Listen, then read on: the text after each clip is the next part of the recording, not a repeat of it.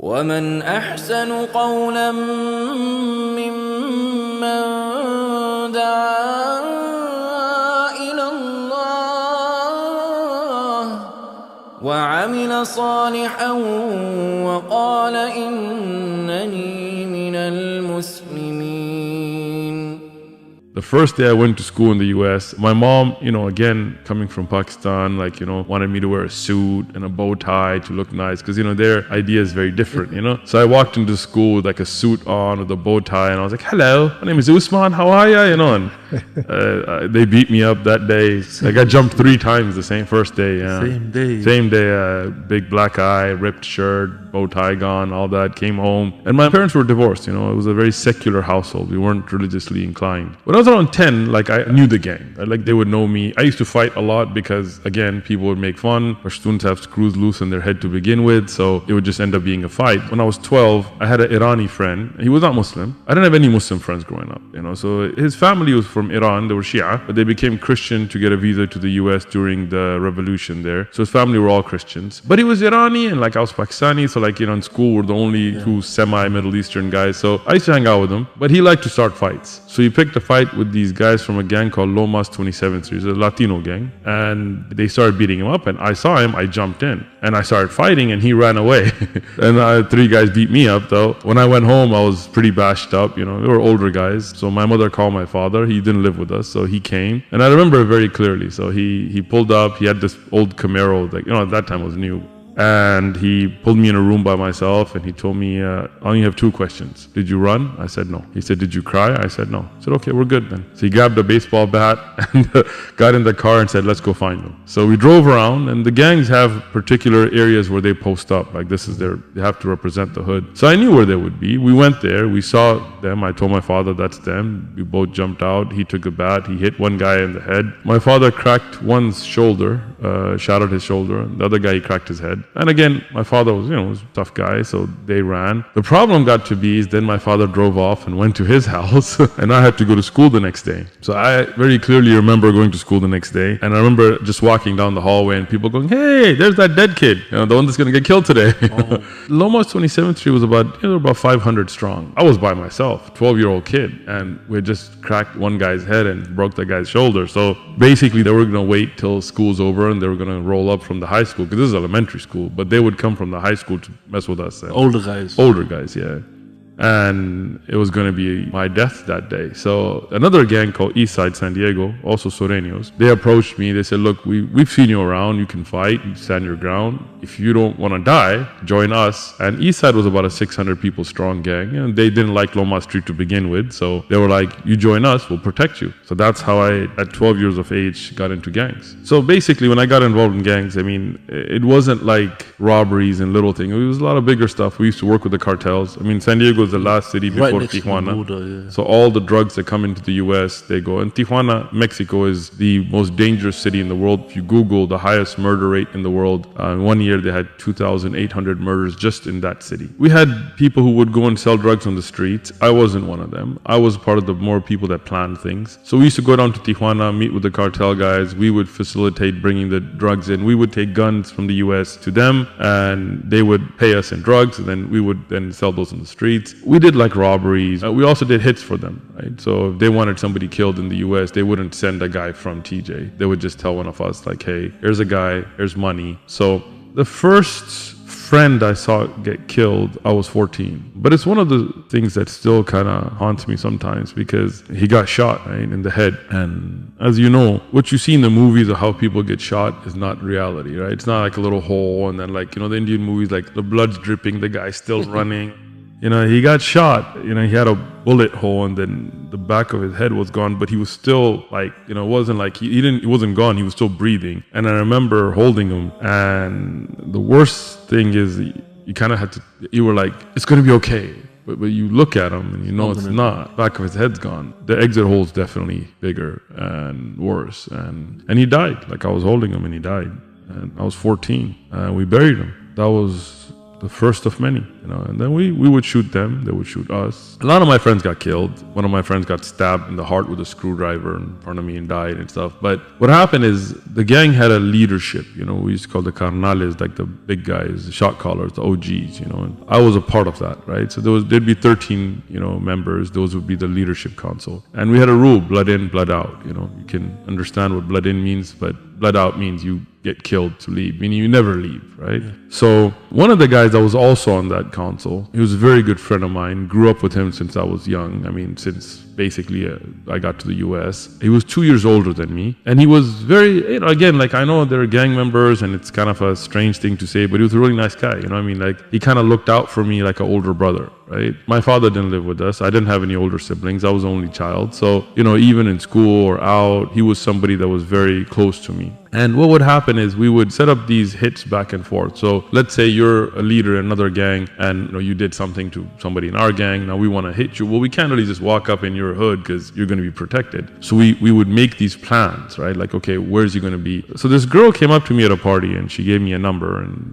she wanted to meet up. And at that time, when you were in that kind of situation, you would get a lot of attention, not just because of your looks or something, but because you could facilitate a lot of things for a lot of people. I had another girl that contacted me about, my mom was very strict, right? So if I wanted to go do stuff, what would I do? I would go stay at my friend's house and his parents would tell my mother, yeah, they're going to be in bed by 9, but we do whatever. So Saturday night I was spending the night at that same friend's house, and he used to have a garage where we used to sell drugs and have guns and stuff, and then he had an inner house which nobody was allowed in. That's where his grandmother and parents and all lived. But with me, he was that close that I would stay inside the house, and I would speak to his family and all that. So Saturday night I was staying at his house, and I told him, hey, I got these two at the same time. I don't know what to do. So he's like, well, give me one. I'll take one, you take the other. I said, all right. I gave him one number and I took the other. And what happened is he called and basically she said, meet me at this payphone and call me and I'll come out and get you. So he went, and when he got to the payphone, he rang the number. Instead of her coming out, a bunch of guys came out and they shot him.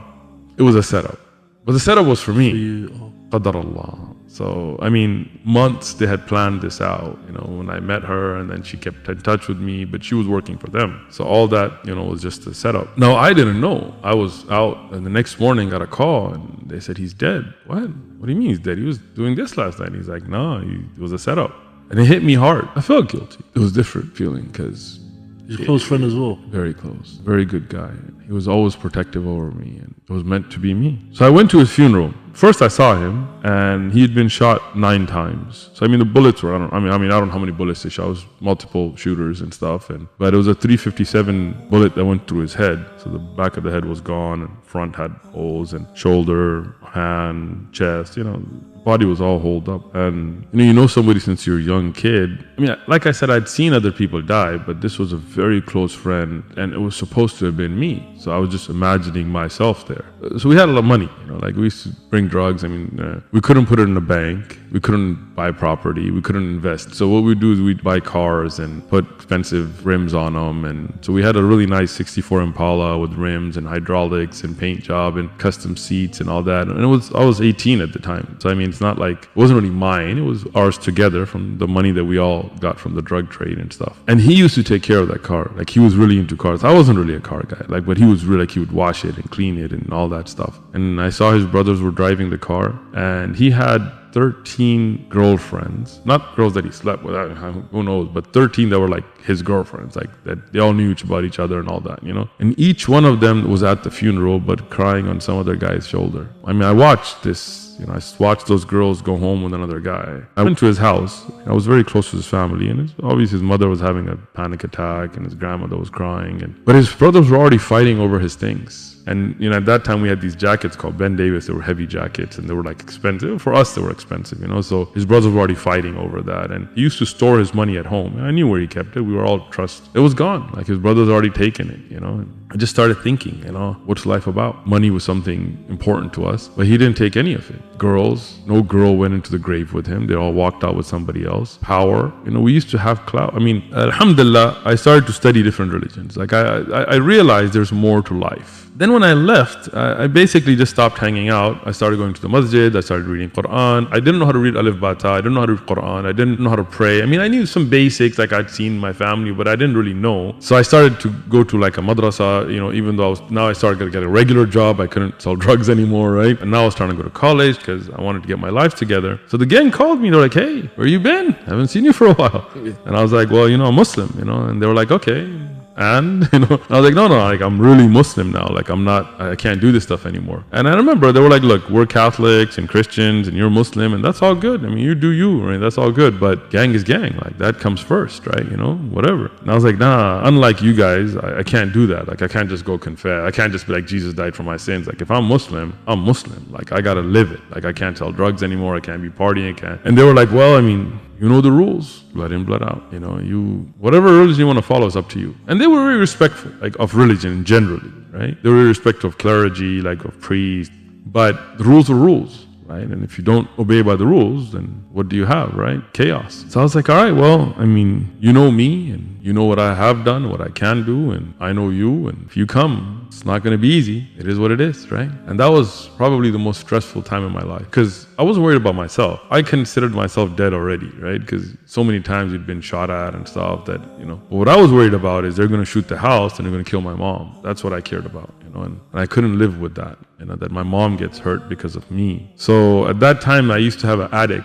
The attic had a vent to the street, so like little. So I would spend the night there with a gun, just waiting. And I knew how it was going to be done because I was part of the enforcement before. They would wait till 4 a.m., 5 a.m., Fajr time because gang members would stay up late. But by that time, you get drowsy and you just pass out, and then they just shoot up the whole house. So I was just waiting, and a day went by, and 2 days, and 3 days, and the stressful thing was they knew everything about me. They knew my schedule, they knew where I lived, they knew my family, they knew everything. After a while, I started thinking, I used to roll with these guys and we went through crazy experiences together. We were shot at, we were stabbed, we shot at others, we were arrested and we didn't rat on each other, we were pulled by police, and all of that we lived through, I owe it to them to at least tell them about Islam. If it changed me, maybe it would change them. And I felt guilty. Like I felt like, okay, I got this amazing thing, Islam, that now I realize the purpose of life is not sell drugs or party, and now I realize there's a greater purpose and why we exist and why we were created and Jannah and Jahannam, but these guys don't know this stuff. So I said, I'm going to go to the hood. I had started to grow my beard, I was wearing a thobe, imama, so I changed, and I wasn't going to go armed because I'm not going to take them on, right? So I was like, okay, I'm just going to go. So I started walking, and I can't imagine what they were thinking, like some guy in a robe is coming, I don't know what code they sent, but they didn't recognize me at first because I was, when I got close and they looked at my face and they recognized me, they were like, what are you doing here? Like, are you crazy? And I remember one of my friends that I grew up with that, he was still an active gang member. He told me, look, I don't know what you're doing here, but I swear to God, you're not going to walk out of here alive. We were sitting here thinking, how are we going to kill you? You just came here, and then they patted me down. I was like, I'm not armed, and they were like, you're crazy. Like, you're going to die here. There's no way you're going to walk out of here. At that time, I was like, all right, well, it is what it is, right? I mean, how long are you going to live looking over your back, whatever? So I told him, look, let me just talk to you. Give me 5 minutes. Let me just tell you something, what changed me, and then do whatever you got to do. So I started talking about Islam. I'm talking like, look, this guy got killed. This guy got killed. Where is his family today? Look at the hardship. His mom crying. You're going to get killed for what? Like, for what drugs you're going to take with you? What money you're going to take with you? This guy just got stabbed. This guy got this. This guy's doing the rest of his life. His kids are messed up because he's never going to get out of prison. What's it for? What's all that money going to do for him in prison? There's no girls in prison. There's no fun in prison. There's no ice cream, no sunshine. What's the point? And of course, they had the same thoughts, so it resonated because whatever I was going through, they were going through. So 2.5 hours later, one of them, the OG, told me, look, we're going to give you a pass. Let's go. Just get out of here. We don't want to ever see you. Don't ever get in the hood. Don't ever let us see you. Just go. And in religion, we respect it. Leave. I told him no. I told him, look, I'll leave on one condition. You guys come to the masjid. Just one time. We'll make food for you. We'll sit down in a good environment, not this kind of place, and just come. They were like, this guy is crazy, like we're letting him live, and now he's putting more conditions on us. And then after a while, they're like, all right, fine, we'll come. Now, again, there were 600. Not all of them came. Maybe, I forgot, maybe like 70 or 60 or something. Many of them, maybe 20, I don't remember. Like a lot of them came, not the same day. Alhamdulillah, 12 of them became Muslim, Look, it's not a fairy tale, right? Some of them still got killed. I mean, it's not a movie. Like, it is a reality. It is what it is, right? One of them, he had killed somebody's cousin, and even though he left the gang world and he was coming to the masjid, one day they saw him at a store and they shot him. One of them ended up, he used to sleep around a lot. He had AIDS, he died from it. Some of them got locked up for stuff they had done in the past. But I can tell you, alhamdulillah, I still know some of them. And they're Muslim, and they left that world. They had to leave San Diego and stuff. So alhamdulillah, some of them did become Muslim. ومن أحسن قولا ممن دعا إلى الله وعمل صالحا وقال إن